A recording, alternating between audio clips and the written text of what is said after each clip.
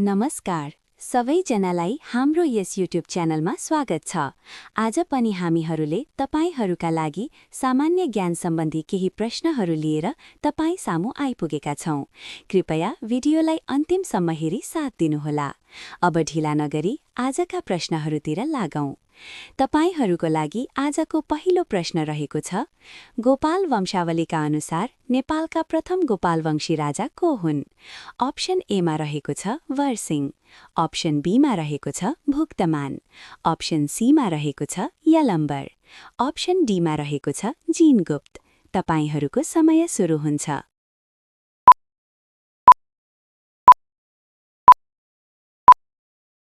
यसको सही उत्तर हो अप्सन बी भुक्तमान। तपाईहरूको लागि आजको दोस्रो प्रश्न रहेको छ, किराँतवंशी राजा यलम्बरले कुन राजालाई युद्धमा पराजित गरी शासन आफ्नो हातमा लिएका थिए?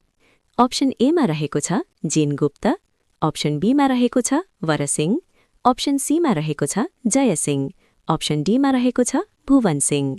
तपाईहरूको समय सुरु हुन्छ।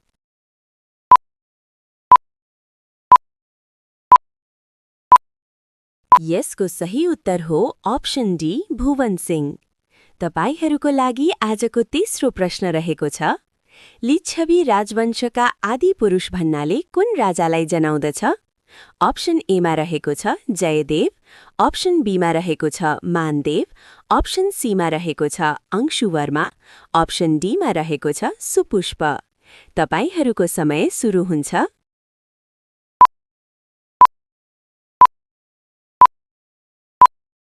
यसको सही उत्तर हो अप्सन डी सुपुष्प। तपाईहरूको लागि आजको चौथो प्रश्न रहेको छ, नेपालको इतिहासमा सर्वप्रथम महाराजाधिराज उपाधि प्राप्त गर्ने शासक को हुन्?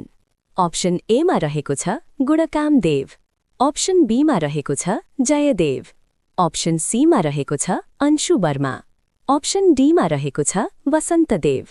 तपाईहरूको समय सुरु हुन्छ।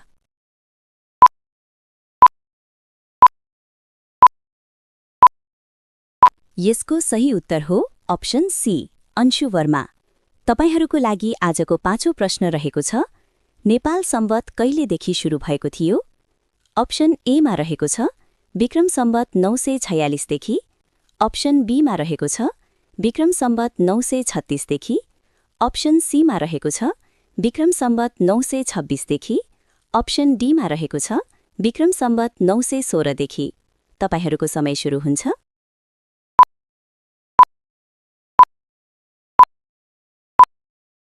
यसको सही उत्तर हो अप्सन बी विक्रम सम्वत 936 देखि।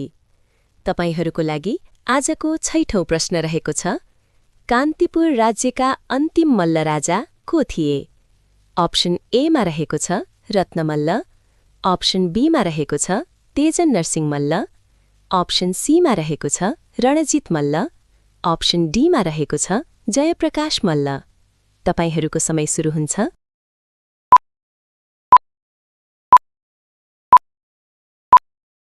यसको सही उत्तर हो अप्सन डी जयप्रकाश मल्ल। तपाईहरूको लागि आजको सातौं प्रश्न रहेको छ, नेपालको एकीकरण अभियानमा पृथ्वीनारायण शाहले सबैभन्दा पहिले विजय प्राप्त गरेको राज्य कुन थियो? अप्सन ए मा रहेको छ बेलकोट, अप्सन बी मा रहेको छ नुवाकोट, अप्सन सी मा रहेको छ मकवानपुर, अप्सन डी मा रहेको छ कीर्तिपुर। तपाईहरूको समय सुरु हुन्छ।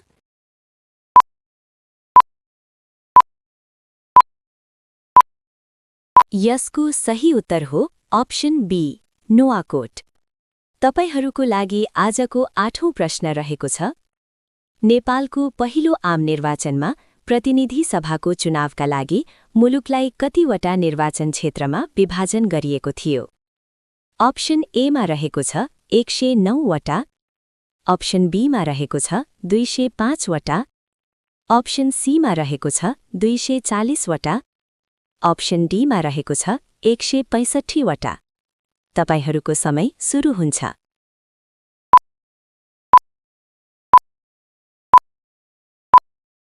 यसको सही उत्तर हो अप्सन ए 109 वटा।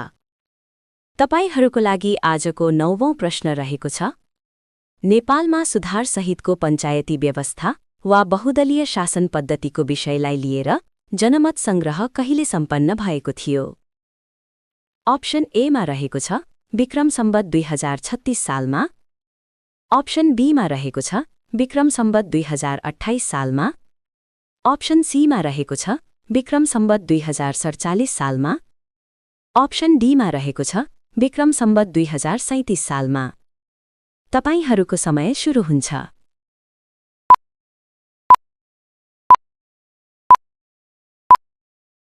यसको सही उत्तर हो अप्सन डी विक्रम सम्वत 2037 सालमा।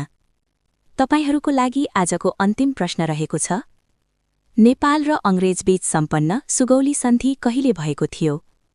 अप्सन एमा रहेको छ विक्रम सम्वत 1846 सालमा, अप्सन बीमा रहेको छ विक्रम सम्वत 1849 सालमा, अप्सन सीमा रहेको छ विक्रम सम्वत 1872 सालमा, अप्सन डीमा रहेको छ विक्रम सम्वत 1870 सालमा।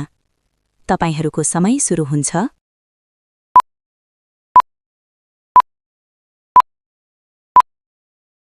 यसको सही उत्तर हो अप्सन सी विक्रम सम्वत 1872 सालमा। हाम्रो यस भिडियोलाई अन्तिमसम्म हेरी साथ दिनुभएकोमा धन्यवाद। यस्तै खालका अन्य सामग्रीहरूको लागि हाम्रो यस च्यानललाई लाइक, शेयर एन्ड सब्स्क्राइब गरिदिनुहोला। साथै तपाईहरूका केही सल्लाह, सुझाव तथा जिज्ञासाहरू भएमा हामीलाई इमेल मार्फत जानकारी गर्नुहोला। धन्यवाद।